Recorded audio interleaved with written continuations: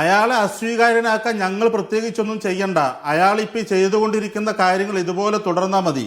ഒരു സൈക്കോപാത്തിനെ കൊണ്ടുവന്ന് പാലക്കാട് മത്സരിപ്പിക്കുകയും എൻ്റെ സ്ഥാനാർത്ഥിയാണ്, ഞാൻ മത്സരിക്കുന്നത് പോലെ എനിക്ക് 100% ഉറപ്പുള്ള ഒരാൾ, നിങ്ങൾക്ക് തല കുനിക്കേണ്ടി വരില്ല എന്ന് പറഞ്ഞ് ഇവിടെ കൊണ്ടുവന്ന് മത്സരിപ്പിച്ച് ഇവിടുത്തെ ജനങ്ങൾ അത് മനസ്സിൽ ഉൾക്കൊണ്ട് സ്വീകരിച്ച് അയാളുടെ വാക്ക് വിശ്വസിച്ച് അയാളെ ജയിപ്പിച്ചതിന് ശേഷം ഇപ്പോൾ അയാളുടെ പേരിൽ പുറത്തു വരുന്ന വാർത്തകൾ ഞങ്ങളല്ലല്ലോ പറയുന്നത്. CPM DYFI ആണോ ഇത് പുറത്തു പറഞ്ഞത്?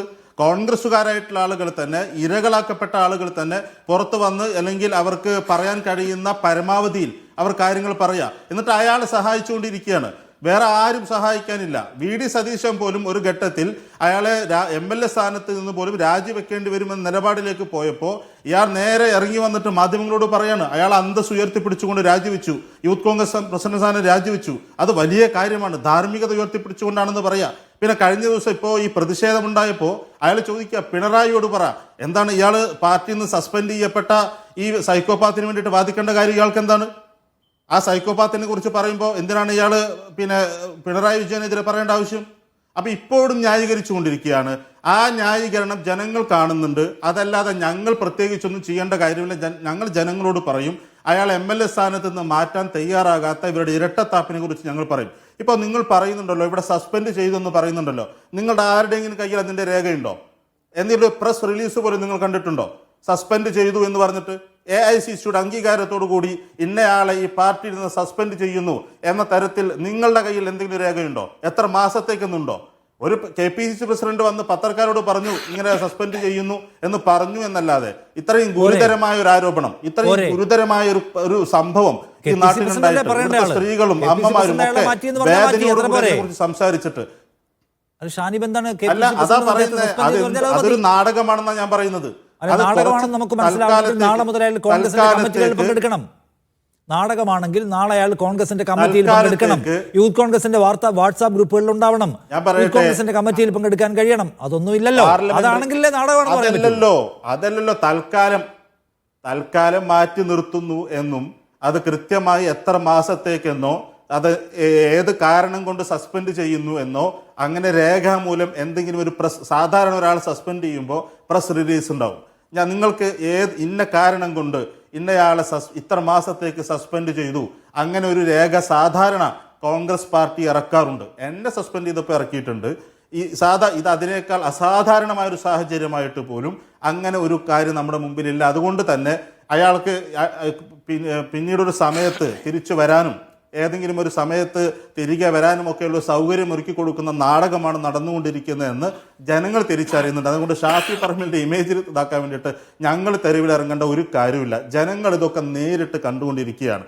ഇയാളെ കൊണ്ടു നടന്നതും ഇയാൾക്ക് വെള്ളവും വളവും കൊടുത്തതും കുപ്പായം ഇടിച്ചു കൊടുത്തതടക്കം ഇയാളാണ് ചെയ്തതെന്ന് ജനങ്ങൾക്കറിയാം. പിന്നെ മുൻപ് നടന്ന കാര്യങ്ങളൊന്നും നോക്കൂ, അയാളെ പാലക്കാട്ട് സ്ഥാനാർത്ഥിയാക്കുന്നത് കോൺഗ്രസ് എന്ന് പറഞ്ഞ പാർട്ടിയാണ്, UDF എന്ന് പറഞ്ഞ മുന്നണിയാണ്. ഷാഫി പറമ്പിൽ അതിൽ അധിക താല്പര്യം എടുത്തിട്ടുണ്ട്. അത് അയാളെ സ്ഥാനാർത്ഥിയാക്കാനും വോട്ട് നേടാനും വേണ്ടി വേണ്ടിയാണ്. അയാളുടെ ക്രൈമിൽ ഷാഫി പറമ്പിലിന്റെ പങ്കാളിത്തമുണ്ടെന്ന് നിങ്ങൾ എങ്ങനെ സ്ഥാപിക്കും? അങ്ങനെയാണെങ്കിൽ ഷാഫി പറമ്പിലിന്റെ ഒപ്പം നടന്ന ആളാണ്, ക്രൈം ചെയ്യുമ്പോൾ ഷാഫിക്കും പങ്കാളിത്തം ഉണ്ടെന്ന് സ്ഥാപിക്കാൻ എന്ത് വിവരമുണ്ട്? അല്ലെങ്കിൽ ഈ പറയുന്ന പ്രധാനികളുടെയൊക്കെ ഉത്തരവാദിത്വം ഏറ്റെടുക്കാൻ കഴിയേണ്ട വേറെ പലരും പല പാളയത്തിലുമുണ്ട്. അതുകൂടി സംസാരിച്ചിട്ടും അതിലെ ധാർമ്മിക നിലപാട് വ്യക്തമാക്കിയിട്ടും വേണം ഷാഫിയെ പറയാൻ എന്ന ചോദ്യവും കൂടി വരും. ഞാൻ കഴിഞ്ഞ കുറച്ച് ദിവസമായിട്ട് ഇത് കേട്ടുകൊണ്ടിരിക്കുകയാണ്. ഒരു പെൺകുട്ടി ഒന്നല്ല, ഒരു 88ഓളം കേസുകളുണ്ട് എന്നാണ് ഞാൻ മനസ്സിലാക്കുന്നത്.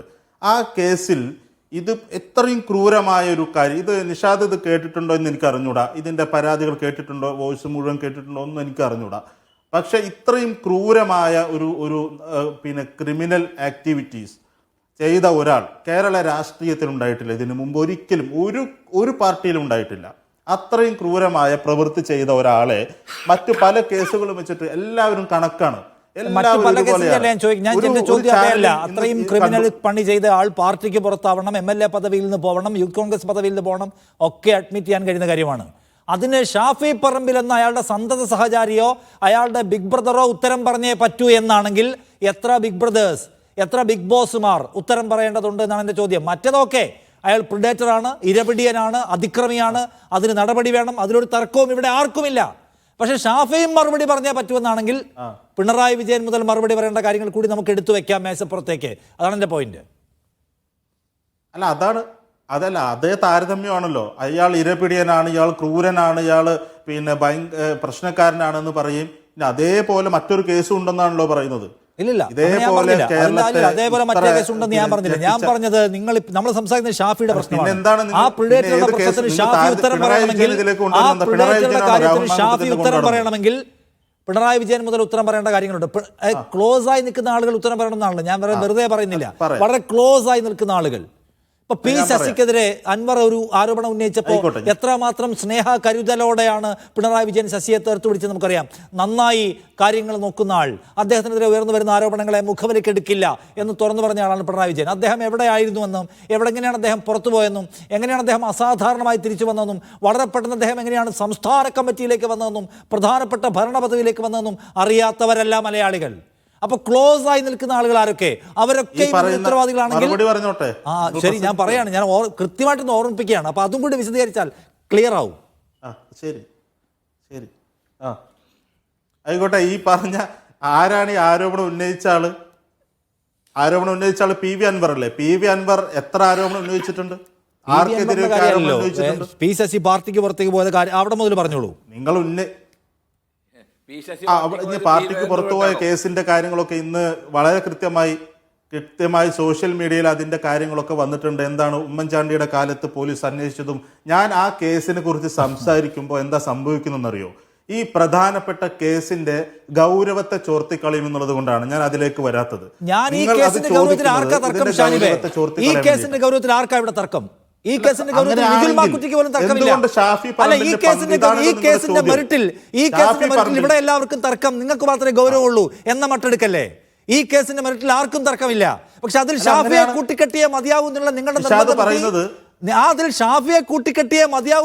നിർബന്ധ ബുദ്ധിയാണെങ്കിൽ ആ ധാർമ്മിക നിലപാട് എല്ലായിടത്തും എടുത്തിട്ടേ ആ വർത്തമാനം പറയാമോ? എനിക്ക് മനസ്സിലായി.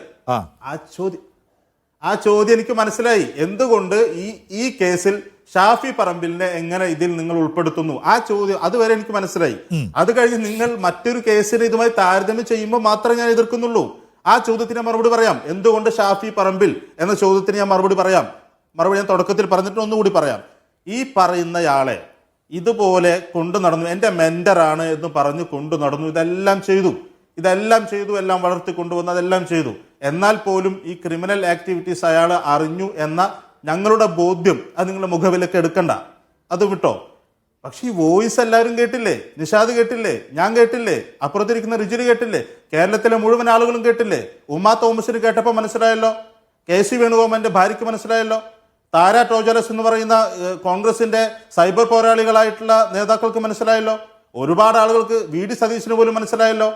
എന്നിട്ടും ഷാഫി പറമ്പിൽ അത് മനസ്സിലാവുന്നില്ല എങ്കിൽ അതിൽ അയാൾക്ക് സംരക്ഷിക്കണമെന്നതിന്റെ ബോധ്യമുണ്ട് എന്നാ ഞങ്ങൾ പറയുന്നത്. ഇപ്പൊ മനസ്സിലായോ?